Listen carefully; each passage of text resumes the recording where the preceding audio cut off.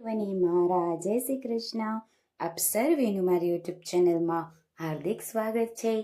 પ્રયાગરાજમાં મહાકુંભ મેળો ધામે ધૂમેથી ચાલતો હોય ત્યારે આજે આપણે મહાકુંભ મેળાની ઐતિહાસિક કથા શું છે, શું પરંપરા દ્વારા મહાકુંભ મેળાનું આયોજન થાય છે તથા તેનો મહાત્મ્ય શ્રવણ કરીશું. તો વિડીયોની અંત સુધી જરૂરથી નિહાળજો. વિડીયો પસંદ આવે તો લાઈક અને શેર જરૂરથી કરજો. ઐતિહાસિક રીતે કુંભ મેળાનો સમ્રાટ હર્ષ સાથે સંબંધ છે. સમ્રાટ હર્ષ ભારતના બધા જ સાધુઓને નિમંત્રણ આપતા અને તે વખતે સેના સિવાયની પોતાની તથા રાજ્યની સમગ્ર મિલકતનું દાન કરતા. પહેરેલા વસ્ત્રો શુદ્ધા દાનમાં આપી દેતા અને પોતાની બહેન પાસેથી માંગી અને એક વસ્ત્ર મેળવતા. તે પહેરી અને ફરીથી રાજ વહીવટ કરતા. આ ક્રમ ચાલુ જ રહ્યો. તે વખતથી સાધુઓના મહાસંમેલનની પરંપરા ચાલુ થઈ અને તે જ પરંપરા આજે કુંભ મેળા રૂપે ઉજવાય છે. કુંભ મેળો મૂલતઃ સાધુઓનો મેળો છે, પણ હવે તો સામાન્ય જન સમાજ પણ વિશાળ પ્રમાણમાં આવે છે. ભારતભરના બધા જ સંપ્રદાયના લગભગ સમગ્ર સાધુ સમાજના એક જ સ્થળે દર્શન કરવા હોય અને પરિચય મેળવવો હોય તો કુંભ મેળો આદર્શ સ્થાન ગણાય છે. હિમાલયથી દૂર દૂરની ગુફામાં રહેતા અને ભારતમાં દૂર દૂરના સ્થળોએ રહેતા સાધુઓ કુંભ મેળામાં પધારે છે.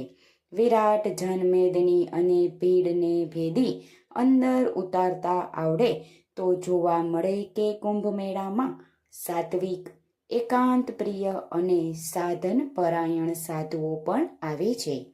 કુંભ મેળામાં હાજર રહેવું હિન્દુ ધર્મના સમગ્ર સાધુ સંતોની સ્થિત છે.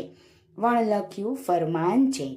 કુંભ મેળો ધાર્મિક મહાસંમેલન છે.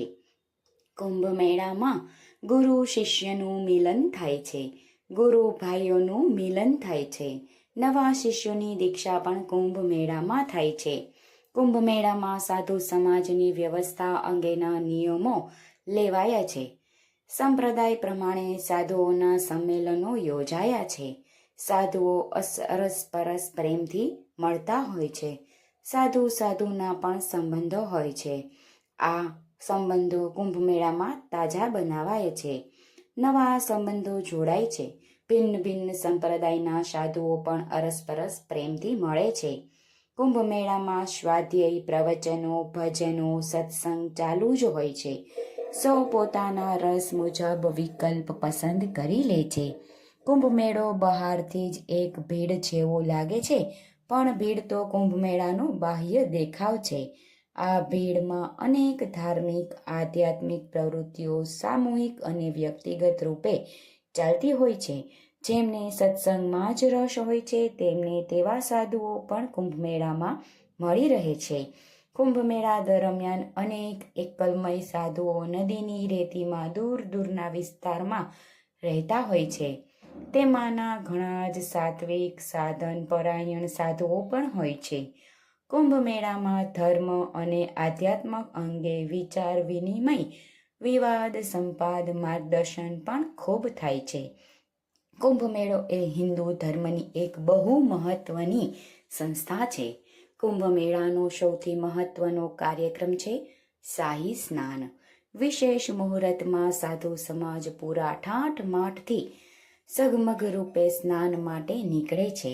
આ સૌથી મહત્વના સ્નાનને શાહી સ્નાન કહેવાય છે. દરેક સંપ્રદાયના અલગ અલગ સરઘસ નીકળે છે. તેનો ક્રમ નક્કી કરેલો હોય છે. એ મુજબ વ્યવસ્થા ગોઠવાય છે.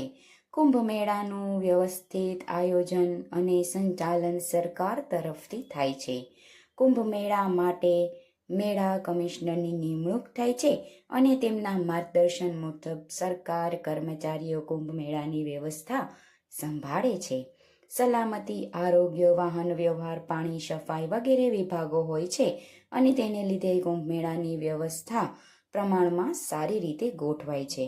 કોઈ પણ વ્યક્તિ કુંભ મેળામાં જઈ શકે છે, પણ નિવાસ વ્યવસ્થા માટે કોઈની સાથે પરિચય આવશ્યક છે. જેઓ સાધુ સમાજનો પરિચય મેળવવા ઈચ્છતા હોય તેમના માટે કુંભ મેળો ઉત્તમ તક છે. કુંભ મેળો એ ભારતનો મહાન પર્વ છે. તો જે લોકો આ મહાકુંભ મેળાના પ્રયાગરાજમાં દર્શન અર્થે સ્નાન અર્થે જઈ શકે છે તેઓ તો ખૂબ જ ભાગ્યશાળી જીવ છે. જે નથી જઈ શકતા એ લોકો ફોટા દ્વારા પણ દર્શન કરી અને જીવનને ધન્ય બનાવે. તો બધાને મારા જય શ્રી કૃષ્ણ.